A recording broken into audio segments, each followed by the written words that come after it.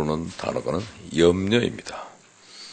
그래서 우리는 염려, 빌립보서 4장 6절에 바울이 이런 말을 했습니다. 아무것도 염려하지 말고 다만 모든 일에 기도와 간구로 너희 구할 것을 감사함으로 하나님께 아뢰라. 이 다른 말로 말하면 염려하지 말고 감사하라 그 말이죠. 우리가 염려에서 벗어날 수 있는 유일한 비결이 뭡니까? 한마디로 감사합니다. 우리가 감사할 때 염려에서 출애굽할 수 있습니다. 벗어날 수가 있습니다. 영국의 작자 다니엘 디포라고 하는 분이 1659년에 태어나서 1731년에 돌아간 영국의 유명한 소설가의 언론입니다. 그 사람이 쓴 대표적인 작품이 로빈슨 크루소라고 하는 얘기가 있습니다. 소설로도 알려져 있고 굉장히 연극으로도 알려져 있고 굉장히 멋있는 작품이죠. 근데 그 작품 내용 가운데 그 로빈슨 크루소가 그가 탔던 배가 파손이 됐습니다. 배에 타고 있던 사람들이 모두 죽었습니다. 근데 그는 홀로 살아남아서 무인도에 이르렀습니다. 그 무인도에서 그는 28년 동안이나 생존했습니다. 그러다가 그는 극적으로 구조를 받았어요.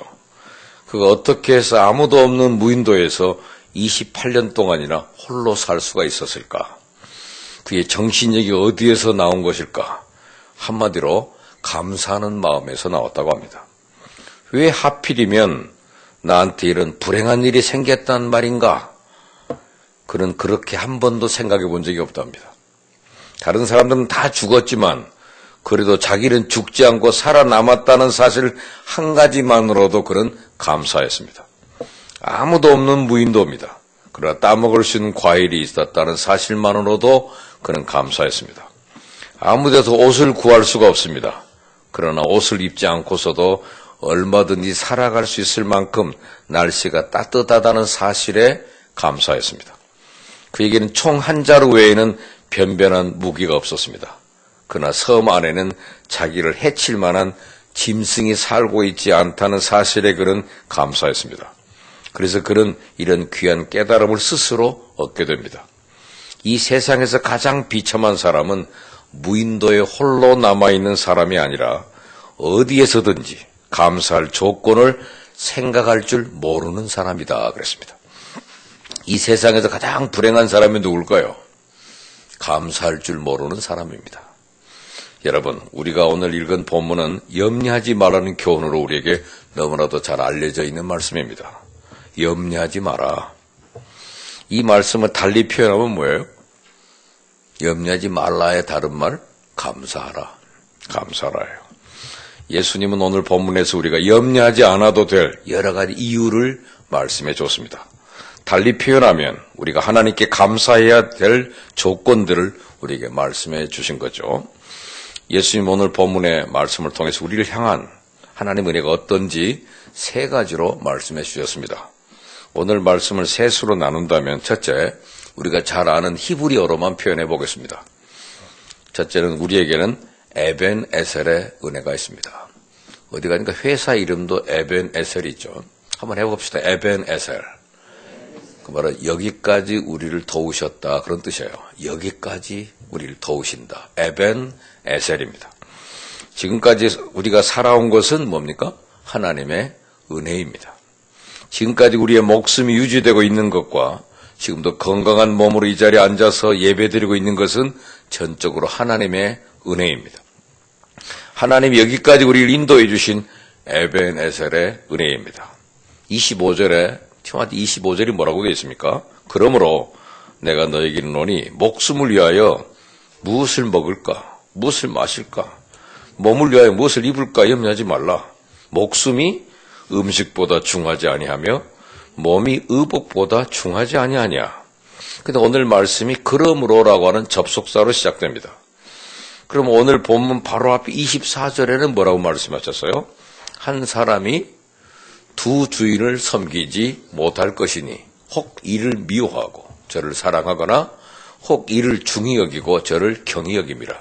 너희가 하나님과 재물을 겸하여 섬기지 못할지니라. 우린 하나님을 섬기는 자들입니다. 하나님이 우리의 삶을 책임져 주신다는 사실을 아는 자들입니다. 그러나 세상 사람들은 뭘 섬깁니까? 재물을 섬깁니다. 하나님을 섬기는 우리들이 재물을 섬기는 세상 사람들처럼 먹을 것, 입을 것, 마실 것을 쫓아간다면 잘못된 일일 것입니다. 물론 요즘은 모든 것이 풍부합니다. 그래서 먹을 것, 마실 것, 입을 것에 대해서 별로 염려하지 않는 것은 사실이에요. 그러나 예수님 당시만 해도 사정이 달랐습니다. 비가 오는 철인 우기인 겨울철에도 비가 오지 않을 때가 많았고요. 산에는 눈이 쌓이지 않습니다. 여름 농사철이 돼도 개울에 눈 녹은 물이 흘러가질 않습니다. 그러면 농사 짓기가 대단히 어렵습니다. 마실 물을 찾기도 쉽지가 않았습니다. 농사를 제대로 짓지 못하니까 형편이 좋지 않습니다. 옷을 사입을 수도 없습니다. 그래서 당시에는 무엇을 먹을까, 무엇을 마실까, 무엇을 입을까 늘 염려하며 사는 사람들이었습니다. 그럼에도 불구하고 예수님은 그들에게 그러한 것들을 염려하지 마라. 왜 그랬을까요? 25절 맨 끝에 뭐라고 되어 있습니까? 목숨이 음식보다 중하지 아니하며 몸이 의복보다 중하지 아니하냐. 하나님은 그들과 우리에게 음식보다도 중한 목숨을 지켜주셨습니다. 의복보다도 중요한 몸과 건강을 지켜주셨습니다. 우리가 지금까지 살아있다는 것은 하나님이 우리에게 먹을 음식을 주셨기 때문이고, 우리가 이렇게 건강한 몸으로 살아있는 것은 하나님이 우리의 몸을 따뜻하게 할 수 있는 의복을 주셨기 때문입니다. 한번 생각해 보셔요. 아무리 창고에 곡식이 많이 쌓여 있은들 목숨이 붙어있지 않다면 무슨 소용이 있겠습니까? 예수님의 비유에 나오는 어리석은 부자, 바보 부자 얘기가 있습니다.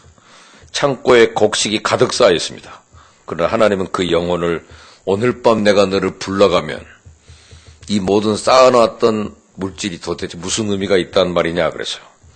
아무리 우리에게 값비싼 옷이 많이 있은들 우리에게 건강이 없다면 무슨 소용이 있겠습니까? 제 가까운 우리 고모님 한 분이 살아 계셨는데 고모님이 오래 사셨어요. 근데 그분은 무슨 좋은 옷을 해주시면 나중에 입어야지. 꼭 안에다 넣어놓으시고 허들의 옷을 입고 다니세요. 그럼 사람들이 고모님 왜 옷을 그렇게 입고 다니세요? 새 옷을 사드리면 새 옷만 입으면 항상 옷은 꼭 안에다 넣어놓고 꼭 안에다 꼭 손수건을 목에다 메고 다니세요. 그렇게 초라하게 다니세요. 왜 그러세요? 그러면 나중에 입어야지. 근데 나중에 입지 못하고 돌아가셨어요. 집에 잔뜩 쌓여 있는데 그 우리 고모님이 쓰던 이 옷을 아무도 입는 사람이 없어요. 근데 결국은 돌아가시니까 할 수 없이 다 불태웠어요. 죽은 사람의 옷은 불태워도 연기가 나는데 냄새가 별로 안 나더라고요. 그 많은 옷 한 번도 못 입어보고, 여러분 옷은 나중에 입어야 하지 말고 그냥 빨리 입으세요. 입고 달아때리는 게 낫지. 나중에 입어야지, 나중에 입어야지. 사람이 옷보다 더 중요한 건 몸입니다. 몸이 더 소중하고 건강이 중요한 것입니다. 근데 우리는 되게 그런 것들에 마음을 쏟고 나중에 더 화려한 옷, 명품, 그 중요한 것 아닙니다. 그래서 우리가 그것들을 염려하지 말라고 우리 주님이 가르쳐 준 거죠. 때때로 우리가 밤에 잠이 오지 않아서 힘들 때가 있습니다. 왜 밤에 잠이 안 올까요? 커피를 많이 마셨기 때문에 그럴까요? 사실 그런 것보다는 무엇인가 신경이 쓰이는 문제가 있기 때문일 것입니다. 모든 문제를 잊고 푹 잤으면 좋겠는데 머리에 맴돌면서 떠나지를 않습니다. 최근에 과학자들의 분석에 의하면 저녁에 인터넷을 하고 있다든지 이 스마트폰을 오래 보고 있으면 바로 잠이 안 온답니다. 1시간쯤 있어야만 몸이 정상화된대요. 계속 동영상 이런 걸 보는 것이 머리에 남아있기 때문에 그것이 시간을 빼앗아 버려서 바로 잠이 안 오게 한다는 사실이 최근에 나오는 보고예요. 어떠든 잠이 안 옵니다. 뒤척거리고 수면제를 먹을까, 이러다 중독이 되면 어쩔까, 그것도 염려하면 또 잠이 안 옵니다. 하여튼 신경 쓰이는 게 있으면 잠이 안 와요. 자기도 모르게 계속해서 그 생각에 빨려들게 되면 편집증처럼 생겨지고 잠을 제대로 자지 못하고 엎치락 뒤치락 합니다. 이불을 딱 덮으면 그 자리에서 누운 자세에서 그대로 잠을 자는 사람은 복이 있습니다. 근데 제쳐지고 발이 꼬여지고 휘면요 잠이 잘 안 돋는다는 것이 엎치락 뒤치락이니까. 그럴 때 어떻게 해야 됩니까? 어떤 사람은 이럴 때 잠을 청하려고 숫자를 세는데 거꾸로도 세보고 하나 둘 셋 넷 100을 셌다가 100에서 다시 99로 넘어가고 히브리 알파벳을 외우는 사람도 있고 별짓을 다 해요. 하나의 방법이 될 수도 있겠죠. 그러나 이 방법이 모든 사람에게 다 통용되는 건 아닙니다. 숫자를 세다 보면 자기도 모르는 사이에 잊으려고 했던 그 문제에 또다시 빨려 들어갑니다. 이러한 때는 한번 이렇게 생각을 바꿔봐야 됩니다. 염려를 감사로 바꿔보는 겁니다. 어두운 생각을 밝은 생각으로 바꿔보는 거예요. 예컨대 아들 때문에 걱정이 된다면 그래도 딸아이는 건강하고 착하고 예쁘게 잘 자라고 있음을 감사하면서 감사해보는 겁니다. 돈 때문에 걱정이 된다면 과거의 더 어려운 때에도 하나님이 함께 하시면서 그 어려움을 이길 수 있도록 도와주셨음을 생각하면서 감사해보는 겁니다. 그럼 이번에도 하나님의 도우심으로 이길 수 있을 것이라는 믿음이 생길 겁니다. 그러는 가운데 우리 마음속에 고요와 평안이 찾아오게 될 겁니다. 우리도 모르는 사이에 달콤한 잠에 빠져들게 됩니다. 여러분, 우리에게 에벤에셀의 은혜가 있습니다. 지금까지 우리의 목숨을 하나님이 지켜주셨습니다. 하나님은 우리의 목숨을 지켜주시기를 위해서 우리에게 필요한 음식을 허락해 주셨습니다. 하나님 지금까지 우리의 건강도 지켜주셨습니다.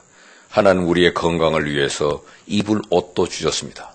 그러므로 무엇을 먹을까, 무엇을 마실까, 무엇을 입을까 염려하지 말고 지금까지 하나님이 베풀어 주신 에벤에셀의 은혜를 생각하면서 감사할 줄 아는 우리가 되어야 합니다. 우리 동료 가운데 한 분이 그 선교사로서 일생을 사셨는데 그분은 항상 그 옷을 아주 멋있는 양복을 입으셨더라고요. 최근에 만났더니. 그래서 어이구, 외국에 오래 사셨던 분이니까 혹시 외제일까? 어디서 양복을 이렇게 멋있는 걸 입으셨어요? 그랬더니 아무 말씀 안 하고 웃고만 했어요. 그래서 나중에 조용히 좀 가르쳐줘. 어디서 어떤 것인데 했더니 동대문 시장에서 샀다고 그러더라고. 4만 원 주고 양복을 아주 정장으로 입으셨는데요. 멋있어요. 그분은 이때까지 5만 원 이상의 옷을 입어본 적이 없답니다. 한국에 오면 4만 원, 5만 원만 줘도 좋은 양복이 있는 나라래요. 근데 어디서 보면 감사한 거예요. 무슨 멋진 옷, 비싼 옷 이런 데 공짜가 더 붙어야 의미가 없는 것이죠. 자기는 아이들을 놔두고 외국에 나가서 살고 그랬습니다. 그 아이들을 놓고 맨날 기도를 했답니다. 우리 아이들이 하나님을 사랑하고 우리 하나님도 우리 아이들을 사랑해 주세요. 계속 기도했는데 그 남매가 자라가지고 지금 그 딸은 선교사 부인이 돼서 같이 선교사로 해외에 나가 있고 아들은 서울대 의과대학에서 초빙한 교수가 됐는데 세계의 뇌 전문가, 죄 전문가로 그래서 유명한 의사로 헌신하게 됐다는 것을 감사하더라고요. 다른 거 바란 것도 없고 하나님 우리 아이들 사랑해 주세요. 우리 아이들이 하나님을 사랑하게 해 주십시오. 우리 아이도 하나님 사랑하고 하나님이 사랑해 주는 자녀가 되달라고만 기도했는데 하나님이 그런 은혜를 주셨다는 사실을 얼마 전에 교수 퇴임식에서 그걸 간증하시더라고요.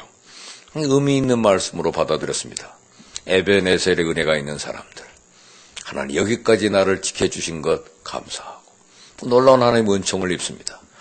이번에 저는 6일날 그 전국에 400개 지회나되는 전국의 400개 지회장과 연합회장단이 모이니까 대전 유성호텔에 가니까 뭐 앉을 자리가 없이 만석이더라고요. 그 자리에 그날 또 강사로 제가 서게 됐다는 게 너무 감사하고 그날 소개하는 분이 그렇더라고요. 여러분은 일주일에 한 번씩 만나서 이런 CBMC 모임을 갖습니다. 일주일에 4번 나가시는 목사님이 계십니다. 그분이 오늘 강의를 해줄 겁니다. 우리 주보에 보시면 CBMC가 4군데입니다. 화수 목금 4번씩 제가 일주일이 6일밖에 안 돼서 제가 나흘밖에 안 갑니다.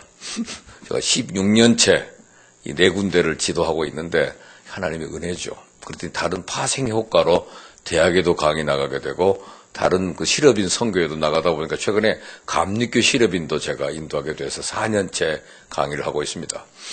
하나님이 주신 은혜 늘 감사하면 여기까지 저를 인도하셨다니 참 감사하다. 그러면 그 자체가 이미 은혜가 됩니다. 그래서 에벤에셀의 은혜. 그러니까 중요한 얘기입니다. 한번 해봅시다. 다시 에벤에셀의 은혜. 여기까지 인도해 주시다니. 아니, 또 몸이 건강하고 먹을 수 있는 식욕이 있고 이러면 감사한 거잖아요. 감사하면 염려를 이겨나갈 수가 있습니다. 두 번째는 우리가 잘 아는 히브리 말이에요. 따라서 합시다. 임마누엘의 은혜. 임마누엘이란 말은 임마란 말은 함께 한다는 뜻입니다. 임마누는 너희입니다. 엘 하나님입니다. 하나님이 너희와 함께 한다. 하나님 우리와 함께 하신다는 임마누엘의 은혜입니다. 우리는 하나님의 자녀입니다. 그러면 하나님이 우리가 뭐가 돼요? 아버지가 되십니다.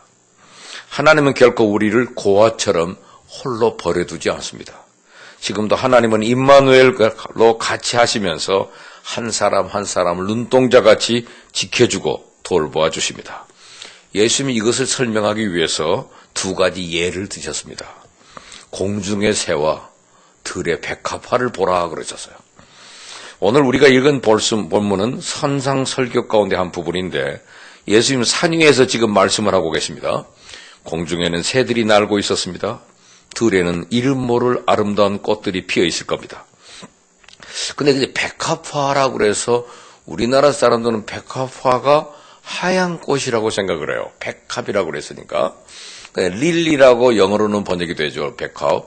근데 얼마 전에 세계 꽃박물관에 가보니까 그 중동 지역에 있는 꽃들을 포함해서 백합화의 종류가 100가지가 넘는데요. 100가지가 넘는 꽃이란 뜻이 백합화랍니다. 우리는 백합이 흰 백자인 줄 알았어요. 그랬더니 100가지 백자더라고요. 100가지 꽃들이 이렇게 아름답게 조화를 이루더라고요.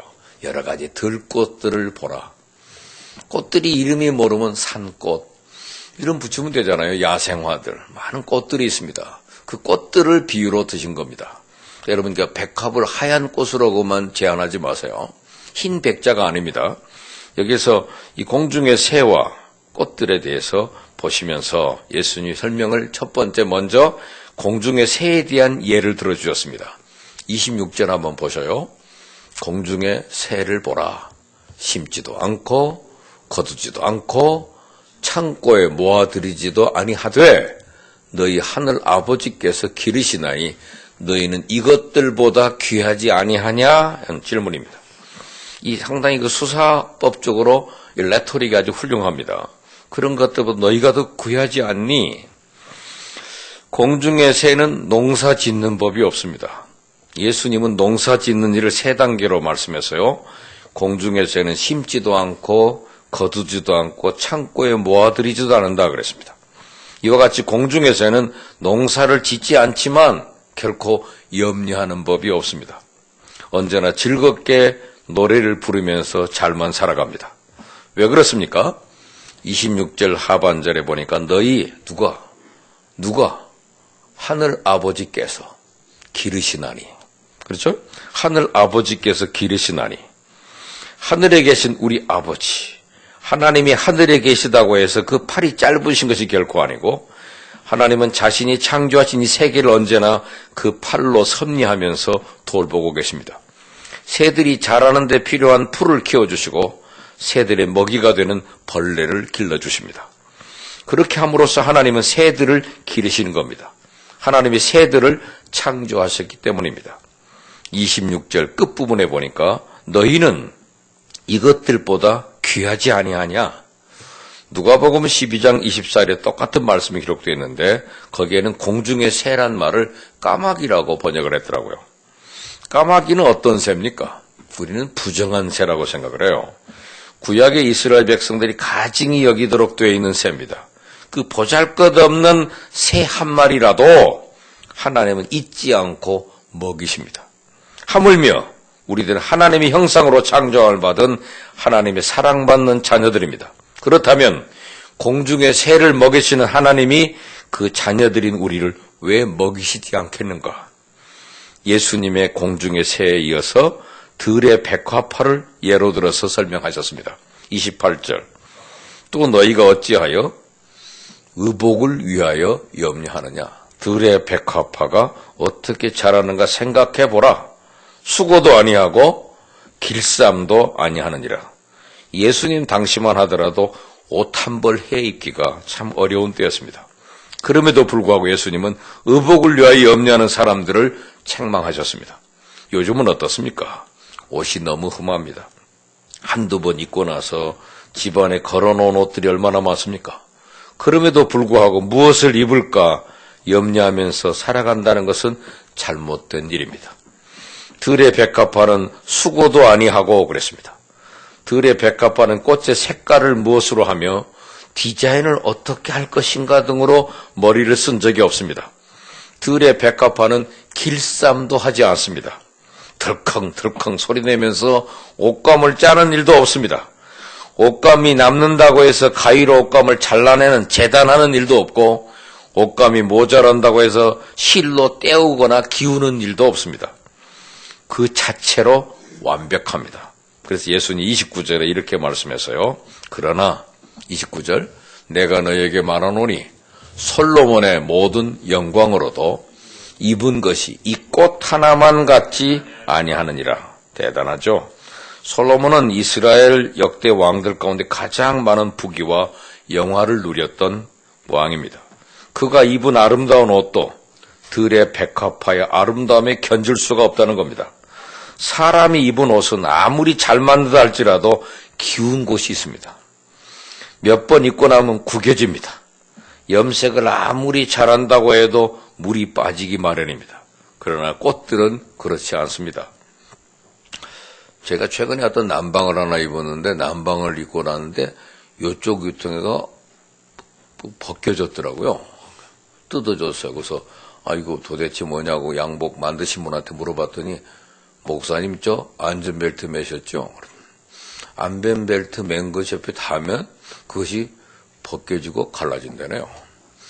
그래서 거기다가 명함 같은 걸 하나 껴놓으시면 덜 밀릴 것입니다. 그러더라고요.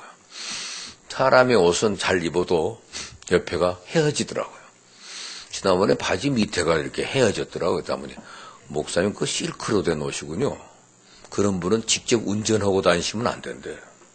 운전하시고 다니려면은 좀 혼방을 입고 다니셔야 된대요. 그지? 실크로 입은 옷을 만들었는데 순모 이런 걸 입고 다니시면 운전하시면 그것이 헤어진다는 거예요. 대충 입고 다니시는 사람이 운전도 한다는 거예요. 너무 고급스러운 옷이라고 해서 안전한 게 아니더라고요. 아무리 구두를 하나 사서 신었는데 어떤 그 구두 수선생이 보더니 목사님 그거 사롱화라서 거기다 뭘 대야 된대. 다른 천을 대고 다니셔야지 그거 못 신고 다니십니다. 그래서 너무 고급은 본인이 운전도 하면 안 된대요. 살짝 갔다가 폰만 잡고 돌아오는 거예요. 너무 고급스러운 거 아니고 대충 입고 사는 것이 가장 행복한 것이죠. 솔로몬이 옷은 입은 옷도 다 깨워야 되고 고쳐야 되지만은 들의 백합화는 그럴 염려가 전혀 없다는 거예요. 그것을 비유로 말씀했습니다. 그런데 들의 백합화는 어떻습니까? 30절에 보니까 오늘 있다가 내일 아궁이에 던지는 들풀이란 말을 했습니다. 들풀이 뭐냐면 바로 백합화를 말하는 거예요. 들의 백합화는 하루살이 들풀에 불과합니다. 아무리 아름다운 꽃을 피운다 하더라도 그 다음날이 되면 시들어버리고 맙니다. 예수님 당시에는 그런 마른 풀들을 거두어다가 떡을 굽는 땔감으로 많이 사용했다고 합니다. 오늘 있다가 내일 아궁이에 던져질 하루살이 들풀조차도 하나님은 잊지 않고 아름답게 입히십니다. 그렇다면 우리는 어떻습니까? 우리는 하루살이 인생이 결코 아닙니다. 영원한 생명을 가진 자들입니다. 장차 하나님의 나라에서 하나님 아버지와 더불어서 영원토록 살아갈 하나님의 자녀들입니다. 그러니 왜 하나님이 우리를 돌보지 않으시겠습니까? 지금 예수님이 말씀하신 의도는 뭡니까? 우리에게 무슨 염려가 있습니까? 그러면 그 염려에 빠져들지 말고 벗어나라는 겁니다. 공중의 새를 바라보면서 들의 백합화를 바라보면서 잠시 그 생각에서 벗어나라는 거예요. 우리보다 못한 존재를 생각해 봅니다. 하나님은 우리보다 못한 공중의 새를 먹이시면서 들의 백합화를 입히시는데 하물며 그 사랑받는 자녀들인 우리를 왜 돌보지 않으시겠습니까? 그러면서 예수님은 30절 끝부분에서 이렇게 책망하고 계십니다. 맨 끝에 뭐라고 그러셨어요? 믿음이 적은 자들아. 왜 우리가 염려합니까? 하나님은 지금도 우리와 임마누엘로 같이 하시면서 우리를 눈동자같이 보살펴주신다는 사실에 대한 믿음이 부족하기 때문입니다. 그렇습니다. 믿음과 염려는 반비례합니다. 믿음이 깊어지면 염려는 얕아집니다. 그러나 믿음이 얕아지면 염려는 깊어질 수밖에 없습니다. 반대로 믿음과 감사는 정비례합니다. 믿음이 커지면 어때요? 감사도 커집니다. 믿음이 적어지면 감사도 적어집니다. 우리 마음속에 감사가 부족합니까? 세상 염려로 가득 차 있습니까? 한마디로 믿음이 부족하기 때문입니다. 우리가 기도해야 할 것입니다. 하나님이 지금도 임마누엘로 우리와 함께 하시면서 우리 눈동자처럼 지켜주시고 돌봐 주신다는 사실을 생각하면서 감사합니다. 우린 여러분 염려하지 말고 염려 대신에 감사로 바꾸세요. 어떤 분이 성경 요한복음에 보니까 예수님이 물이 변하여 포도주가 되는 놀라운 기적을 했던 것을 보여주더라고요. 그랬더니 요즘은 간단하다고 그러네요. 호텔에서 물을 먹고 있다가 이거 물 가져가고 와인을 한 잔 줘요. 그러면 그냥 갖다 준대요. 물이 변해서 그 자리에서 와인으로 바뀌는데 이런 기적을 꼭 대단하다고 보나 그런데 오늘 말씀에 중요한 것은 염려 대신에 감사하면 하나님의 임마누엘의 은혜를 맛본다는 얘기입니다. 제가 두 가지 히브리어를 말씀드렸어요. 에베네셀, 그다음에 임마누엘. 마지막 그 유명한 히브리어가 또 있습니다. 여호와 이레라고 하는 말입니다. 한번 해봅시다. 여호와의 이레의 은혜.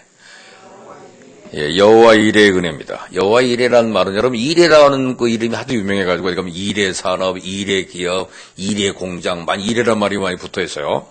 지금까지 우리를 지켜주시듯이 하나님이 우리를 위하여 예비해 놓으신다. 그분이 우리를 위하여 God has provided us, provide, 준비해 주신다 뜻이에요. 에베네세 하나님은 지금까지 우리를 돌봐주셨습니다. 임마누엘 하나님은 지금도 우리와 함께 하십니다. 여호와 이레 하나님은 우리의 모든 것을 예비하시고 앞으로도 우리의 발걸음을 인도해 주실 겁니다. 하나님은 우리의 길을 예비하신다. God has made the way for me. 우리를 위하여 하나님이 길을 예비해 놓으신다. 준비해 놓으신다는 뜻입니다. 너희 중에 누가 염려함으로 오늘 본문의 도전입니다. 그 길을 한 자나 더할 수가 있겠느냐. 누가 염려함으로 키를 한 자나 더할 수 있겠습니까? 27절. 너희 중에 누가 염려함으로 그 키를 한 자라도 더할 수가 있겠습니까? 여기서 키는 우리의 신장을 의미할 수도 있지만 원문상에는 우리의 수명, 곧 우리의 생명의 길이를 의미할 수도 있습니다. 그래서 옛날 우리말 성경에는 이렇게 번역을 했습니다. 너희 중에 누가 염려함으로 그 생명을 일각이나 더하겠느냐. 이 1910년대의 번역이 그렇게 나와요. 일각. 인간의 생사화복을 홀로 주관하시는 분은 하나님입니다. 모든 것을 섭리하시는 분은 하나님이십니다. 우리의 앞날은 하나님의 손에 있습니다. 세상 사람들은 이 사실을 몰라요. 그래서 그들은 내일 일을 염려할 수밖에 없습니다. 그러나 우리는 하나님 우리의 선한 목자가 되셔서 모든 것을 예비하시고 우리를 푸른 초장 쉴만한 물가로 인도해 주신다는 사실을 알고 있습니다. 그래서 우리는 염려 대신 감사하면서 살아갑니다. 찬송가의 유명한 찬송 나의 갈 길 다가도록 나의 갈 길 다가도록 뭐요? 예수 인도하시니 그 다음에 뭐죠? 어려운 일 당한 때도 족하는 해주시네. 무슨 일을 만나든지 만사형통하리라. 무슨 일을 만나든지 만사형통하리라. 이것은 유명한 페니 크로스비라고 하는 장님이 작사로 한 것입니다. 유명한 찬송이죠. 그분이 돈 2만 원이 없어서 하나님 2만 원이 필요한데요. 주님 기도를 했대요. 그랬더니 갑자기 어떤 분이 그 기도하고 있는 게 한 분이 예배당에 들어오더니 크로스비 2만 원이 필요하다고 그랬지. 갑자기 돈을 갖다 주던 거 너무 놀란 거예요. 양반 생애 속에서. 내가 이런 필요한 걸 하는 자나 구하면 주시는 하나님. 그래서 나의 갈 길 다가도록 예수 인도하시라는 그 시를 쓰게 된 겁니다. 온 세상 사람들이 그 노래가 너무 좋아서 한국인이 제일 좋아하는 찬송가 넘버1 나의 갈 길 다가도록 넘버2 지금까지 지내온 건 주의 크신 은혜라. 이 한국인들이 가장 좋아하는 베스트 찬송가가 됐어요. 하나님 우리의 선한 목자가 되셔서 모든 걸 예비하시고 우리 발걸음을 인도해 주시기 때문에 늘 감사하면서 살아갑니다. 추운 겨울이 거의 끝나갈 무렵 어느 집 처마에 뾰족한 고드름이 달렸습니다. 그 집 앞마당에는 뚱뚱한 눈사람이 서 있습니다. 고드름은 자신의 처지를 생각할 때 걱정이 되기 시작합니다. 이제 곧 따뜻한 봄이 올 텐데 그렇게 되면 자기는 녹아서 없어져 버리고 말 겁니다. 고드름은 자기 처지를 생각할 때 절로 한숨이 새어나옵니다. 고드름은 앞날에 대한 염려 때문에 너무 슬픈 눈물이 뚝뚝 떨어집니다. 문득 고드름은 자기 앞에 서 있는 눈사람을 어떻게 생각하고 있을지 궁금하게 여겼어요. 그래서 눈을 들어 눈사람을 바라봅니다. 근데 눈사람은 아무렇지도 않은 듯 웃고 있습니다. 그래서 고드름이 이상하게 여기면서 눈사람에게 이렇게 물었답니다. 얘 눈사람, 너는 이제 녹아서 곧 없어질 텐데 걱정되지도 않니? 그때 눈사람은 이런 대답을 했답니다. 왜 쓸데없이 염려하니? 생각해봐. 네 말대로 나는 녹아서 물이 되겠지? 그러면 나는 흘러가면서 대지에 생기를 불어넣고 잠든 꽃들을 깨워줄 거야. 그리고 나는 계속 노력해서 바다로 흘러갈 거야. 바다는 본래 나의 고향이거든. 나는 내 고향으로 돌아간다는 사실을 생각하면 너무나도 마음이 설레. 그래 내가 염려할 필요가 어디 있겠니? 그 후로도 고드름은 앞날에 대한 염려 때문에 늘 찡그린 얼굴로 지냈습니다. 몸은 날로 야유와 같습니다. 그러나 눈사람은 소망 속에 늘 빙그리 웃고 지낸 덕에 살찐 모습이 되었다고 합니다. 여러분, 세상 사람들을 가리켜서 고드름과 같다고 합니다. 늘 세상 염려 속에 쌓여서 살아갑니다.